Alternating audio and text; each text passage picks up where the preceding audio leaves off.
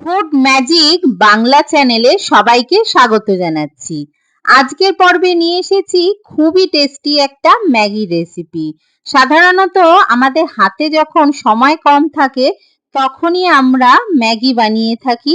এই ম্যাগিটা বানাতে বেশি সময় লাগবে না, আর যেহেতু ভেজিটেবল ব্যবহার করছি খুবই স্বাস্থ্যকর হয়, যথেষ্ট টেস্টি, আর ঠান্ডা হওয়ার পরেও কিন্তু এটা স্টিকি হবে না। ম্যাগি বানানোর জন্য সর্ষের তেল ব্যবহার করছি।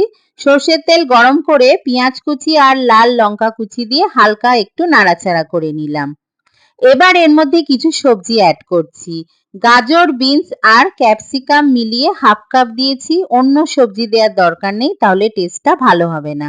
সবজিটাকে অতিরিক্ত ভাজার দরকার নেই, হালকা করে একটু ভেজে নেওয়ার পরে দিয়ে দিচ্ছি এর মধ্যে হলুদ গুঁড়ো, জিরে গুঁড়ো, ধনে গুঁড়ো আর লঙ্কার গুঁড়ো, আর সামান্য একটুখানি নুন দিয়েছি। সমস্ত কিছুই আমি হাফ টিস্পুন করে দিয়েছি। লঙ্কাটা নিজেদের স্বাদ অনুযায়ী ব্যবহার করবেন।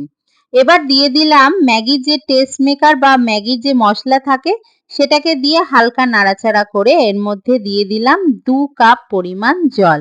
যেহেতু আমি 12 টাকার দুটো ম্যাগির প্যাকেট ব্যবহার করছি, এর মধ্যে 2 কাপ, যে কোনো চায়ের কাপের মিডিয়াম কাপেরই 2 কাপ জল দিতে হবে। আর মিডিয়াম ফ্লেমে প্রথমে 2 মিনিট সেদ্ধ করতে হবে, তারপরে লো ফ্লেমে 1 মিনিট রাখার পর ধনেপাতা কুচি ছড়িয়ে ভালো করে মিশিয়ে এটাকে সার্ভ করতে হবে। দেখুন কতটা ঝরঝরে হয়েছে, আর এই ম্যাগিটা ঠান্ডা হওয়ার পরেও কিন্তু স্টিকি হয় না।